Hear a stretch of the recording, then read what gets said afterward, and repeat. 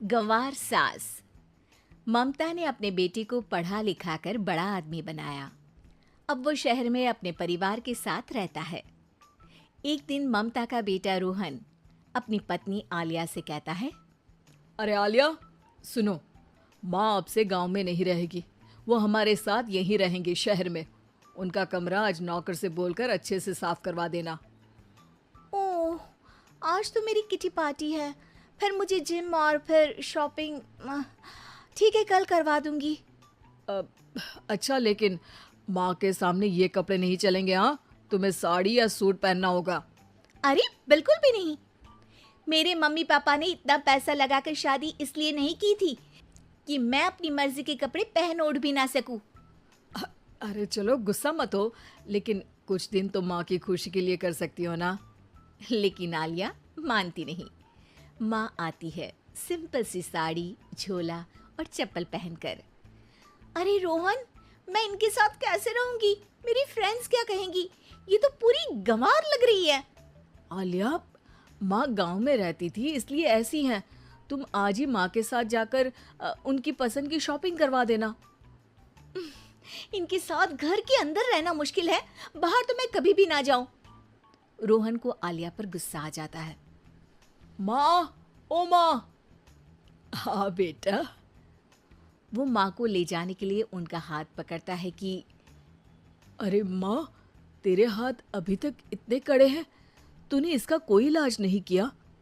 अरे बेटा, इसका कोई इलाज नहीं। वैसे भी मुझे कोई शर्म नहीं कि मेरे हाथ मुलायम नहीं है, क्योंकि इन्हीं हाथों से मेहनत कर मैंने तुझे बनाया है बेटा। अगले दिन। माँ, मैं ऑफिस जा रहा हूँ। कुछ लाना हो तो आलिया को बोलकर फ़ोन करवा देना। रोहन के जाने के बाद, आप ना आज कमरे में ही रहिएगा, घर में पार्टी है, मेरी सहेलियां आ रही हैं, मैं उन लोगों के सामने आपको नहीं ला सकती हूँ। ठीक है बहू, लेकिन तुम कहो तो मैं कुछ खाने को बना दूँ तुम लोगों की पार्टी के लिए। वो लोग सिर्फ कॉन्टिनेंटल या थाई फूड ही खाते हैं। कोई बात नहीं, कभी इंडियन खिलाने वाला कोई मिला नहीं होगा ना। मैं बनाकर कमरे में चली जाऊंगी। जैसे आपकी मर्जी। आलिया के घर उसकी दोस्त आती हैं, पार्टी होती है। अरे वाह आलिया, ये क्या है खाने में? बड़ा ही स्वादिष्ट है यार, इसकी रेसिपी मुझे चाहिए। हाँ, और ये दाल, ओ माय गॉड, मैंने तो किसी 5 स्टार में भी ऐसी दाल नहीं खाई है यार। तू कुक को यहाँ बुलाना। अब आलिया घबरा जाती है। हाँ हाँ हाँ, क्यों नहीं। माँ जी जरा बाहर आइए। आलिया की सास सिंपल सी साड़ी और गांव के अंदाज में आती है। अरे बहू, क्या हुआ?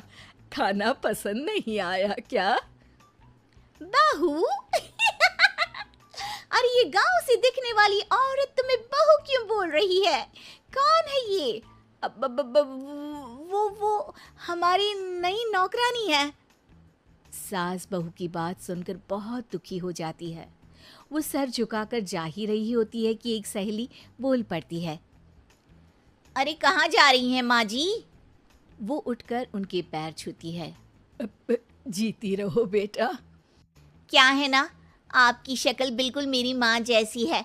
पता है आलिया, मैं शहर पढ़ने आई और फिर शहरी हो गई, लेकिन मेरे माँ पापा तो आज भी गांव में रहते हैं, बिल्कुल इनके जैसे ही हैं। आप यहाँ बैठिए ना आंटी, आप सच में बड़ी खूबसूरत है और आपके हाथ का खाना तो लाजवाब है। काश ये मेरी सास होती। सभी सहेलियां सास को घेर कर बैठ जाती हैं और उनसे खाने की रेसिपी पूछ रही होती है कि तभी घर की बेल बजती है और रोहन आता है। अरे क्या बात है, आज आप लोग हमारे घर में? और ये लोग तो मुझे आलिया से ज्यादा माँ की सहेलियां लग रही हैं। क्या ये आपकी माँ है? लेकिन आलिया ने तो कहा कि ये उनकी नौकरानी है और इन्होंने भी नहीं बताया। वो नहीं बताएंगी, क्योंकि उनके लिए बच्चों की इज्जत और उनकी खुशी सबसे पहले है। मुझे माफ कर दो, मुझे इन्हें तुम लोगों से मिलवाने में शर्म आ रही थी कि तुम लोग क्या कहती? अरे अब तो हमें शर्म आ रही है कि तुम हम लोगों की सहेली हो। हाँ, जो माँ जैसी सास को नौकरानी बोले वो हमारी सहेली नहीं हो सकती। ये बोलकर सभी वहां से जाने लगती है कि सास बोलती है, आलिया की तरफ से मैं तुम लोगों से माफी मांगती हूँ। उसने जो कहा उसके लिए मैं उसे माफ करती हूँ। अब तुम लोग भी उसे माफ कर दो, क्योंकि अगर तुम लोगों ने उससे दोस्ती तोड़ी तो फिर मेरे हाथ का खाना कैसे खाओगी? नहीं नहीं आंटी, जरूर आएंगे, लेकिन अब आलिया की नहीं बल्कि आपकी सहेली बनकर।